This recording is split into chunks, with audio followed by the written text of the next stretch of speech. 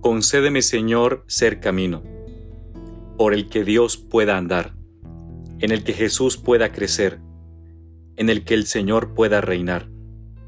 Concédeme ser camino, donde los hombres encuentren a Jesús, donde mis amigos descubran la alegría, donde todo sea paz y esperanza.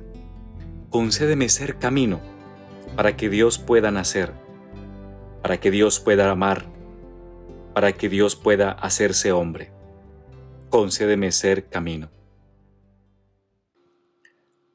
Hoy es sábado 8 de agosto y recordamos la memoria de Santo Domingo de Guzmán. El Evangelio que meditamos es de San Mateo capítulo 17, versículos 14 al 20. Cuando volvieron a donde estaba la gente, se acercó a Jesús un hombre que de rodillas le dijo: Señor, ten compasión de mi hijo, que es lunático y sufre mucho. Muchas veces se cae en el fuego o en el agua. Se lo he traído a tus discípulos y no han sido capaces de curarlo. Jesús tomó la palabra y dijo: Generación incrédula y perversa, ¿hasta cuándo estaré con vosotros? ¿Hasta cuándo tendré que soportaros? Traédmelo. Jesús increpó al demonio y salió. En aquel momento se curó el niño. Los discípulos se acercaron a Jesús y le preguntaron aparte: ¿Y por qué no pudimos echarlo nosotros? Les contestó: por vuestra poca fe. En verdad os digo que si tuvierais fe como un grano de mostaza, le dirías a aquel monte: trasládate desde ahí hasta aquí, y se trasladaría. Nada os sería imposible. Palabra del Señor. Gloria a ti, Señor Jesús. Pues bien, mis hermanos, a ver, ¿cómo andamos de fe? ¿Cómo estamos de esa fe? Dice la palabra hoy que se acercó un hombre a Jesús. Señor, ten compasión de mi hijo que tiene epilepsia y le dan ataques. Muchas veces se cae en el fuego o en el agua. Se lo he traído a tus discípulos y no han sido capaces de curarlo.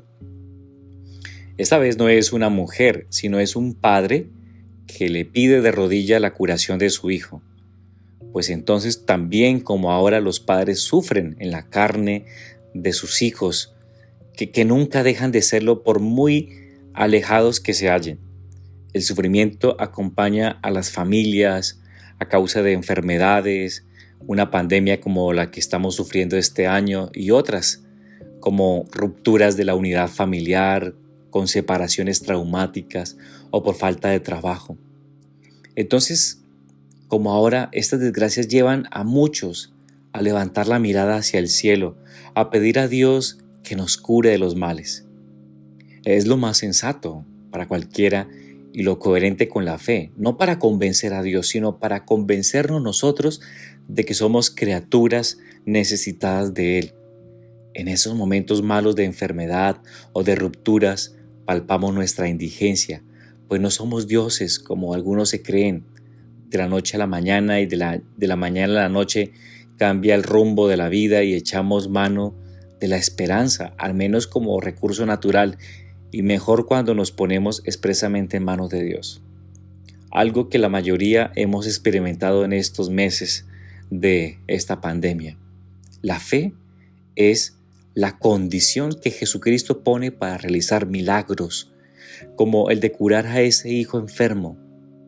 Entonces realizó solo unos pocos y todavía sigue haciéndolo, a veces por medio de algunos santos a los que invocamos como intercesores. La Iglesia comprueba mediante un proceso riguroso si una determinada curación parece obra del cielo, cuando los médicos no encuentran una explicación científica para certificarla. De todos modos, los milagros externos son escasos, pues lo habitual es que los médicos hagan un diagnóstico certero y apliquen el remedio oportuno. Por eso los creyentes pedimos curaciones de cuerpo y alma a Dios por la mediación de la Santísima Virgen o la intercesión de algún santo. Por la fe valoramos en su justa medida las personas, los acontecimientos, los bienes de la tierra, porque todo tiene sentido en su relación al plan divino de salvación que no siempre sabemos encontrar a causa de nuestra limitación para las cosas de Dios o por nuestro engreimiento. San Agustín lo tenía bien claro cuando preguntaba: ¿qué vale toda la tierra? ¿Qué vale todo el mar? ¿Qué vale todo el cielo? ¿Qué todos los astros? ¿Qué vale el sol? ¿Qué vale la luna? ¿Qué vale el ejército de los ángeles? Yo tengo sed del Creador de todas estas cosas, tengo hambre de Él, tengo sed de Dios. Y esto lo decía en el sermón 143. Entonces vale la pena examinarnos hoy. Examínate hoy acerca del tono sobrenatural de tu vida y de qué medios estás poniendo para desarrollar esa capacidad de cumplir aquí en la tierra la voluntad de Dios expresada en tu vocación específica.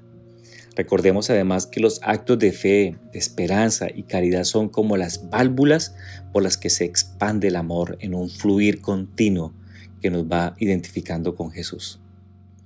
Y en resumidas cuentas, oremos hoy con el corazón las palabras del Salmo. Él será refugio del oprimido, su refugio en los momentos del peligro. Confiarán en ti los que conocen tu nombre, porque no abandonas a los que te buscan. En segundo lugar, celebramos la memoria de uno de esos santos intercesores, el santo español Santo Domingo de Guzmán, que vivió en el siglo XII y fundó la Orden de Predicadores o los Dominicos. Un hombre sabio y santo, que estudió mucho, impulsado por la buena formación teológica de sus miembros, para que predicara con la fe bien formada que sostiene la piedad verdadera, en tiempos en que el nivel cultural de los fieles era bajo. Y Santo Domingo fue santo precisamente porque se desvivió predicando la fe verdadera como buen pastor frente a las herejías de los albigenses. Esto se trataba de una desviación de la fe iniciada en Albi, al sur de Francia. Aunque ellos se consideraban cátaros, es decir, puros, consiguieron organizarse de un modo amenazador para los fieles de la Iglesia y para la civilización católica. Profesaban un dualismo según el cual existen dos principios, uno bueno, creador del espíritu y la luz, y otro malo, creador de la materia y de las tinieblas. Y Jesucristo sería un enviado de Dios como un ángel superior que tendría un cuerpo aparente, la materia es mala, decían ellos, y por ello no sufrió, ni murió, ni resucitó. Además afirmaban que la Iglesia habría degenerado en la historia desde los orígenes y ellos llamaban a regenerarla como los puros amantes del Espíritu. A esos albigenses les sobraba la estructura de la iglesia central en Roma y daban importancia al corazón. De ahí que vemos en ellos la tentación y caída que se repite en la historia del cristianismo, protagonizada por los puros que se creen elegidos para cambiar la iglesia. Hoy también encontramos grupos semejantes que rechazan la organización jerárquica, la vocación sacramental del sacerdocio, los sacramentos como signos eficaces de la gracia, las enseñanzas morales sobre el matrimonio, la sexualidad.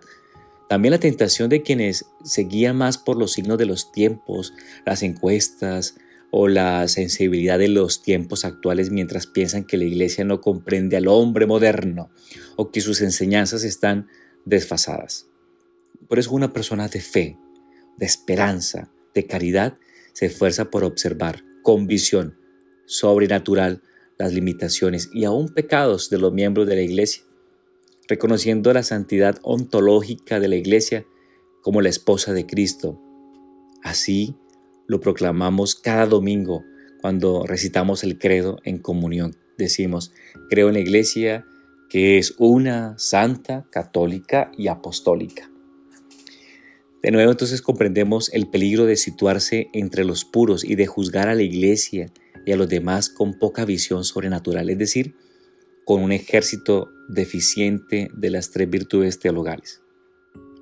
Y valoramos la constitución de la iglesia fundada por Jesucristo con su estructura jerárquica, los sacramentos como vehículo de la gracia y del encuentro real con Jesús y la importancia del gobierno y el derecho que da forma a los diversos carismas del Espíritu Santo suscitados en la Iglesia por el Espíritu Santo, siempre encausados según la potestad de régimen de la jerarquía sagrada encabezada por el vicario de Jesucristo, nuestro Papa.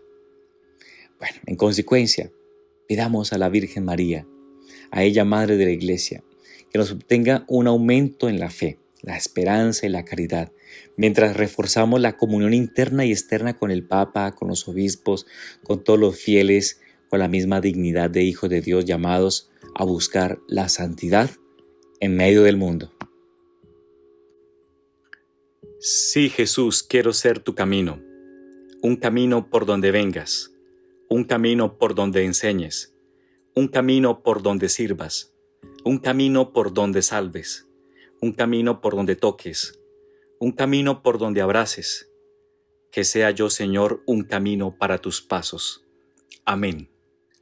Y que el Señor te bendiga, en el nombre del Padre, y del Hijo, y del Espíritu Santo. Amén.